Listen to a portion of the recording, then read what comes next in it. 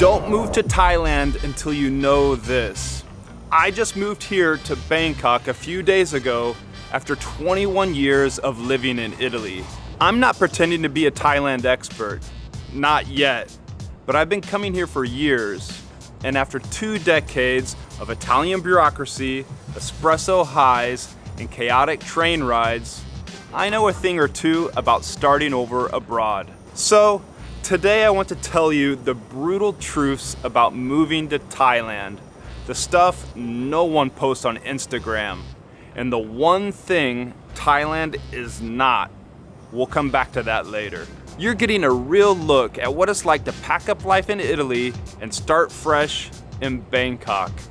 The heat, the noise, awkward mistakes, those moments that remind you why you took the leap in the first place.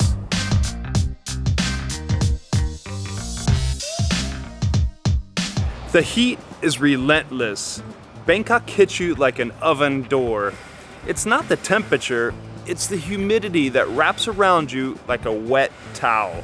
But nothing prepares you for this kind of heat, not even Italian summers in Florence. So you adapt, walk slower, dress a little bit lighter, and learn where the nearest iced coffee stand is around you at all times. After 2 decades of Italian summers, I thought I could handle the heat. Bangkok said, "Hold my coconut water." But fear not, AC is everywhere, especially compared to Italy.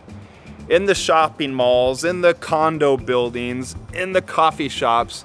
At times you're in there, shorts and t-shirt, and you're even too cold. You know the feeling when the AC's blasting. They love to blast it here. So don't worry, despite the heat, you're gonna find AC everywhere.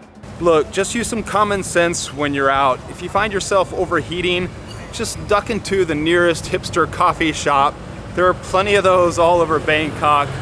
Shopping malls all up and down the Sukhumvit here. And plan your activities. Go out in the early mornings or at night after the sun goes down. Speaking of coffee, I needed one, but you're not gonna overheat pulling this thing. This is my level 8 Voyager carry-on, and those smooth rolling wheels glide better than half the sidewalks in Europe. I just had this delivered to my condo here in Bangkok, and honestly, it's been a game changer for travel days, or even just hauling gear around the city. It's built of macrolin polycarbonate, lightweight but tough. This micro diamond finish keeps things scratch free. Those 360-degree spinner wheels, well, they glide in silence. And even this handle feels premium.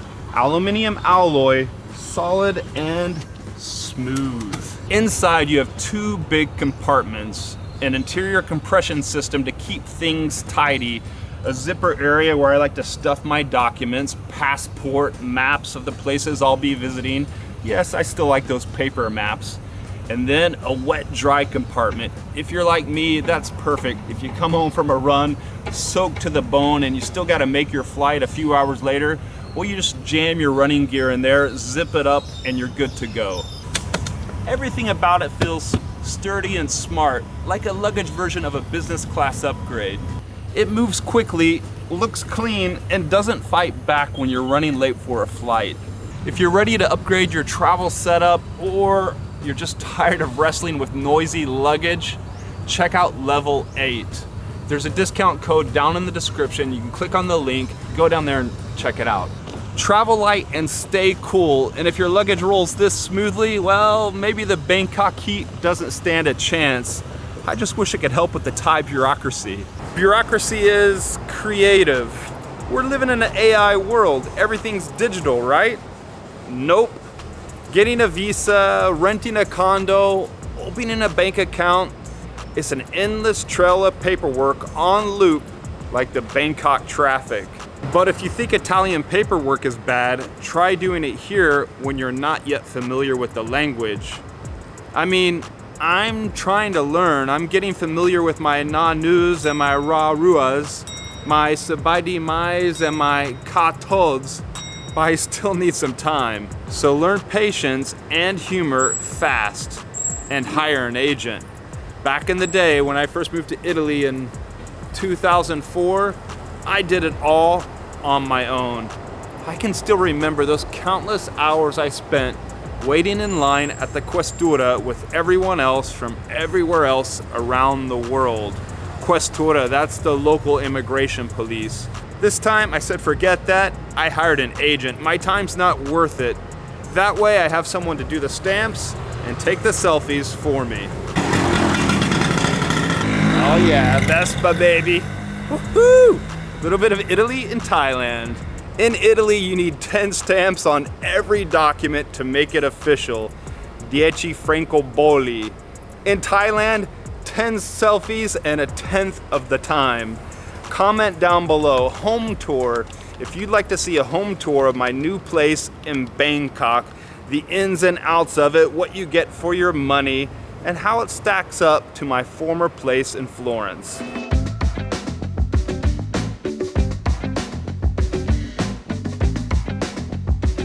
The language barrier is humbling, but English only gets you halfway. Ordering lunch can turn into a game of charades.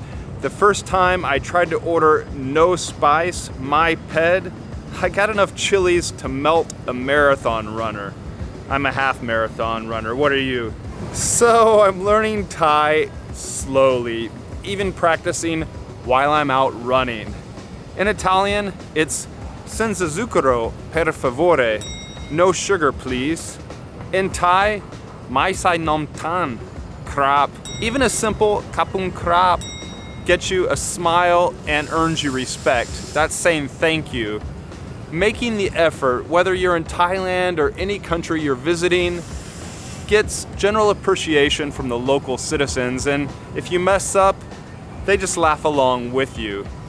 Oh, and here on the Sukhumvit line, the main BTS SkyTrain line in Bangkok, English is spoken almost everywhere, and more so than you'd find in Italy.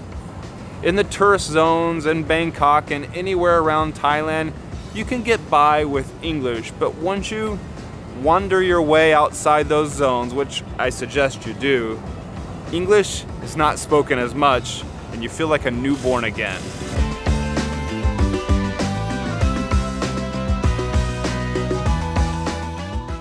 The lifestyle can be too easy. Oh, Roy. Thailand's comfort can be deceptive. You can live like a king on a budget. Street food, massages, laundry done for you. But that comfort can make you lazy. I've seen people arrive and lose their purpose within months. The day turns into a string of meals and massages. So I'm setting boundaries. I came here to grow, not to retire on a bar stool. I run, I film, I learn. And yeah, sometimes I even turn down the mango sticky rice. Yeah, in Italy, I fought to survive bureaucracy. In Bangkok, I'm fighting the urge to order a third plate of mango sticky rice.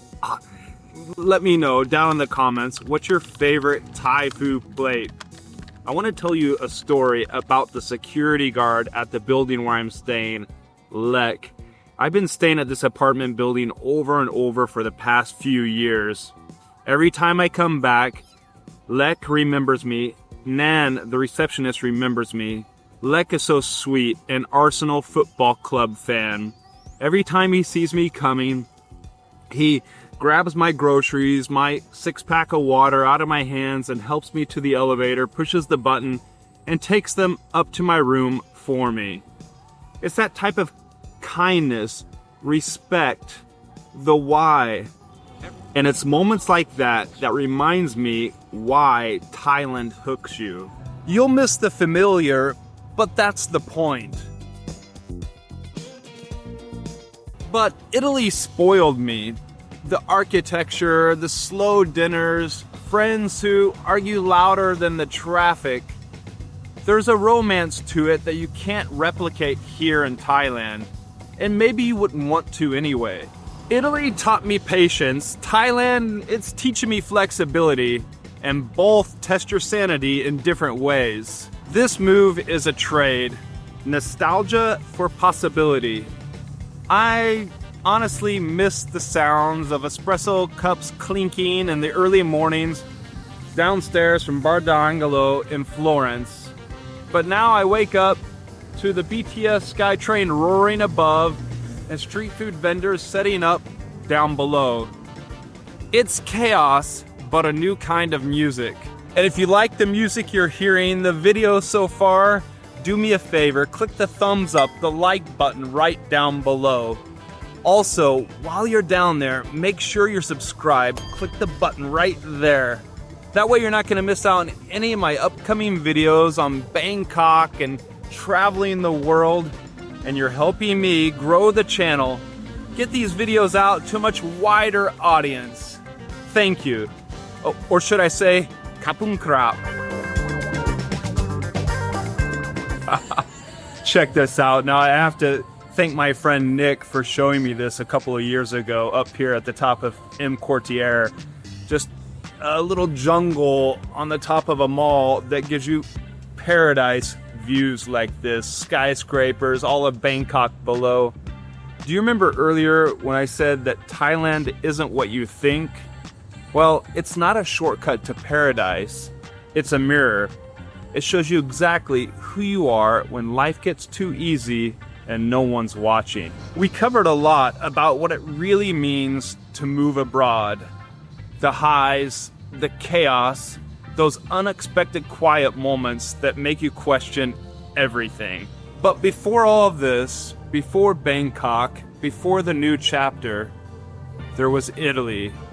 And even with all the espresso, sunshine, beauty, there were cracks starting to show in the life I had built. So if you really want to see what it takes to pack up and leave after 21 years and leave your country to chase a new dream, click right here. I left Italy. Here's what happens next. It's about the real cost of moving abroad and why sometimes the hardest decision is the right one. See you there. Kapung krap.